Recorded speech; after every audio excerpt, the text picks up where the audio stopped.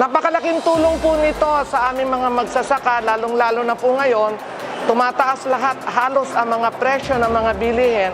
So ito pong halaga na ito ay makakatulong upang patuloy ang ating mga magsasaka. Kami pong mga magsasaka, may patuloy ang aming mga gawain na magbigay ng pagkain.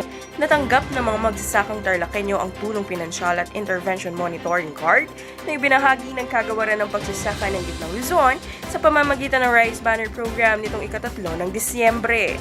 Ginanap ang aktibidad sa Provincial Evacuation Center sa San Isidro, Tarlac City, Tarlac sa pangunguna ni Regional Executive Director Crispolo Bautista Jr., Tarlac Governor Susan Yap, Rice Banner Program Focal Person Luel Rebellaco at ilang lokal na opisyales ng Tarlac.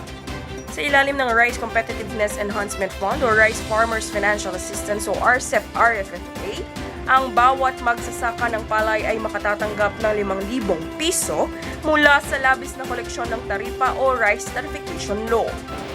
Umpisa pa lang po ito. Taon-taon ito na gagawin ng Department of Agriculture ang pagbibigay ng ayuda. At sa susunod po, pati na po yung pagbili ng binhi, ibibigay na po namin katulad ng ganito. Pati sa kanyang makinarya, lahat. Base sa ibinabang gabay, ang mga magsasakang rehistrado sa Registry System for Basic Sectors in Agriculture o RSBSA na may lupang sakahan na may sukat na 2 hektarya pababa ang maaaring mapabilang sa mga benepisyaryo ng programa.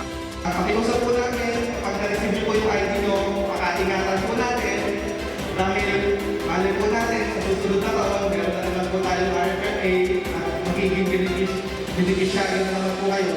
Kaya mas maganda po ay lagi nating hawak yung ating ID. Lalo na po, ito na po ang gagamitin nating Farmers ID.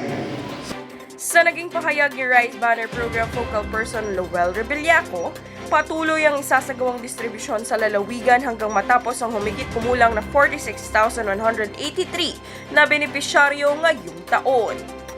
Rica Salas, Agribalita, Central Luzon.